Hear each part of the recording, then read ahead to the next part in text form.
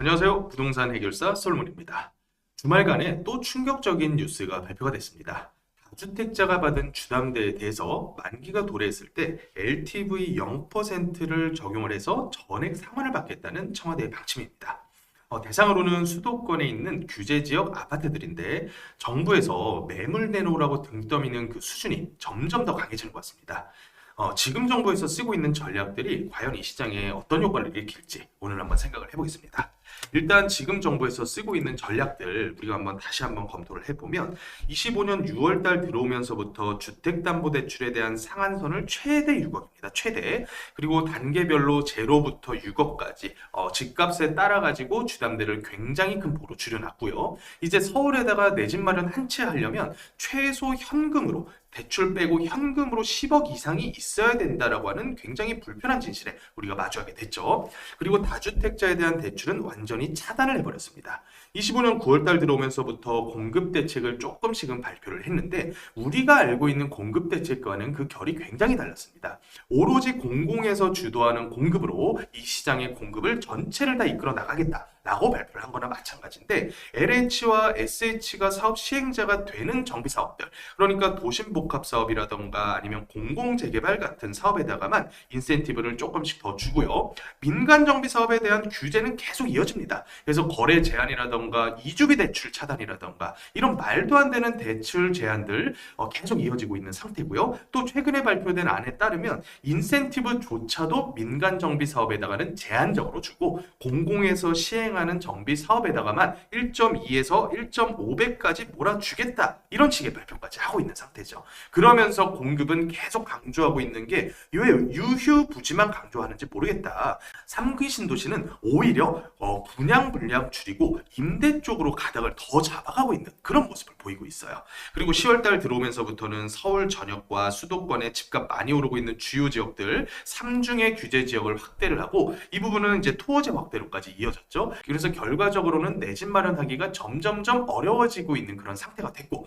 또 하나 올해 들어오면서부터는 다주택자를 타겟으로 해서 이 세금에 대한 규제안을 계속 발표를 하고 있어요. 예를 들어서 양도소득세에 대한 중과 이제 더 이상은 유예 없다. 절대로 없다라고 발표를 했고요. 버티면 못 버티게 만들겠다. 그렇다는 얘기는 종부세에 대해서 징벌적 과세를 예고를 했다라는 생각이 들어요. 그래서 제가 생각하기로는 이제 영미권에 있는 보유세 안을 가져올 것 같은데 실효세율 개념으로 2% 후반대에서 3% 초반대까지를 종부세를 때리지 않을까라는 우려가 좀 듭니다. 그리고 나서 최근에 발표된 게 뭐냐면 주택임대사업자 이거 혜택 너무 과하다. 사실상 과한 혜택 하나도 없거든요. 그런데 과거에 주어졌었던 혜택이 예를 들어서 주임사 기간이 말소가 되고 난 이후에 양도세 중과가 계속해서 부과되지 않는 거 너무 과하다라는 얘기를 하면서 임대사업자 종료되면 일정 기간만 유예를 해주고 나머지는 전부 다 양도세 중과 때려버리겠다 이런 얘기를 하고 있고요. 또 최근에 발표된 다주택자 주담대 회수까지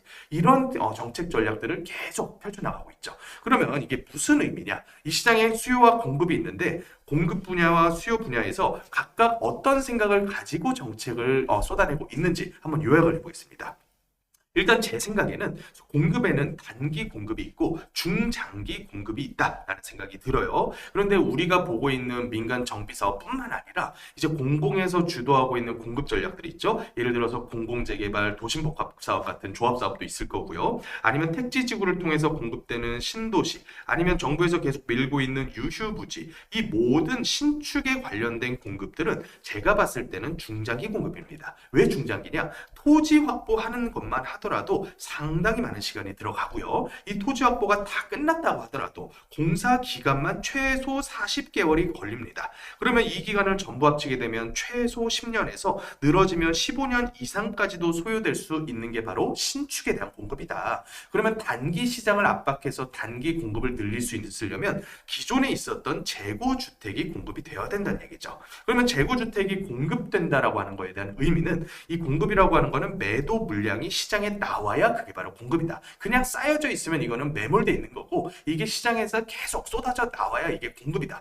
그래서 이 매도 물량을 많이 확보를 해야 되는 게 지금 정부의 의무사항이다라고 생각을 하고 있는 것 같아요. 자, 그러면 매도 물량을 확보할 수 있는 전략 1주택자 살고 있는 집 팔라라고 압박할 수는 없지 않습니까? 그렇다 보니까 계속 할 수 있는 전략이 다주택자 압박해서 너네들 너무 불로소득 많이 가져가고 너네가 이 사회의 악이니까 빨리 매도해서 선한 1주택자가 되어라 라고 압박을 하고 있는 거죠. 그 전략으로 쓰고 있는 게 세금이고요. 또 임대 시장에 대한 압박이고요. 또 하나 쓰고 있는 게 뭐냐면 대출에 대한 압박까지 이제 들어오고 있다라는 거죠. 그래서 이 수요 부분에 대해서 우리가 또 생각을 해볼 필요가 있는 게 이 수요 중에서도 무주택자가 1주택자가 되는 수요가 있고요. 1주택자이더라도 중상급지로 갈아타거나 아니면 지역을 이동하는 갈아타기 수요가 있을 수가 있습니다. 그리고 마지막으로 다주택자가 되려는 수요가 있을 수가 있어요. 자, 그러면 이 수요 중에서 지금 어떤 수요만 시장에 참여하게끔 만들고 있습니까? 오로지 하나죠. 무주택자가 1주택자가 되는 수요만 시장에 참여해라 라고 말하고 있다는 거예요. 1주택자가 갈아타게 하는 것도 어떻게 보면 필수 불가결한 수요이고 반드시 인정을 해줘야 되는 수요입니다. 그런데 이마저도 지금 세금과 대출로 압박을 해서 절대 못 갈아타게 만들고 있다는 거예요. 그러면 결과적으로 무주택자가 1주택자가 되는 게 쉬우냐? 그게 쉬웠으면 무주택자 가구가 화끈하게 줄어들었어야 되는데 지금까지 몇십 년 동안 40%대 유지하고 있고요. 이 40%대에서도 조금씩 줄어들었던 시기가 언제냐면 대출 화끈하게 열어주면서 70% 80% LTV로 내 집 마련해라라고 등 떠밀었던 2010년대 중반 후반 그 시기에 무주택자 비중이 줄었지 사실은 지금처럼 압박한다 그래가지고 무주택자가 내 집 마련을 쉽게 할 수 있는 상황은 절대 안 이루어졌단 말이죠. 그러면 정상적인 우리의 라이프 사이클에 대한 시나리오상 어느 정도 좀 저렴한 집으로 출발을 합니다. 그래서 수도권 외곽에서 내 집 마련, 뭐 분양이 됐건 매수가 됐건 내 집 마련으로 출발을 해서 중급지로 이사를 가겠죠. 자녀가 커가고 또 학군지 찾아다녀야 되고요. 또 이제 집안 식구가 늘어나니까 조금 더 넓은 집 찾아가야 되고요. 그래서 중급지로 갔다가 이제 40대, 50대 넘어가면서 소득이 많이 늘어나고 현금이 많이 늘어나고 이렇게 됐을 때 상급지로 이사하는 일반적인 라이프 사이클이 지금은 다 막혀버린 그런 상태에서 오로지 무주택자가 수도권에 내 집 마련 1주택으로 해라? 불가능하다고 저는 봅니다. 그래서 결과적으로 지금 단기 공급을 계속해서 이런 식으로 늘리고 단기 수요 부분에서는 갈아타기 수요조차도 완전히 막은 상태에서 이런 식으로 수요를 줄여서 집값을 떨어뜨리겠다라고 하는 전략을 쓰고 있는데 이거 누가 썼었던 전략이라면 문재인 정권 때 2016, 17년도부터 써왔던 전략이에요. 그래서 2017년 8.2 대책부터 출발을 해가지고요. 2018년 9.13 대책, 19년 12.16 대책 계속해서 이 단기 수요를 압박하면서 다주택자가 사회의 악이니까 매도 물량 내놔가지고 이 사회에 단기 공급해라. 이런 식의 전략을 문정권 때 썼었는데 결과는 어떻게 나왔냐? 집값은 폭등했고요. 무주택자는 더 힘들어졌지 않습니까? 그래서 결과적으로 정리를 해보면 단기 공급 확대를 통한 재고주택 매도 강요 계속 될 겁니다. 오히려 그 수위는 더 강해질 거라고 저는 봐요. 문정권 때 썼었던 전략들 지금 계속 쓰고 있죠. 그리고 단기 수요 중에서 오로지 무주택자의 내 집 마련 수요만 인정을 하지 1주택자가 중급지로 가고요. 중급지에서 상급지로 가는 갈아타기 수요조차도 인정하지 않는 게 지금의 정책이다. 그러면 하급지에서 출발했거나 중급지에서 출발하신 분들 어떤 전략을 써야 될지 이제는 반드시 깨달으셔야 된다. 지금 중급지, 상급지 아파트 갈아타기로 내 자산을 불려나가는 전략은 이제 완전히 막혔다라고 저는 봅니다. 그러면 지금 쓸 수 있는 유일한 전략은 이 상급지 중에서도 우리가 진짜 마지막에 도달하고 싶은 최상급지 그런 지역들에다가 2억대, 3억대 금액이 있다면 갭 투자로 미리 묻어두지 않고서는 이제 절대 이 지역으로 건너뛸 수가 없어졌다는 얘기예요. 그러면 이런 지역들이 어디 있냐면 일단은 강남권이겠죠. 강남권. 그리고 이제 용산이라던가 마포라던가 동작이라던가 아니면 성동구라던가 광진구라던가 한강벨트라고 우리가 표현을 하는데 이런 지역들의 재개발이 가능한 2억대, 3억대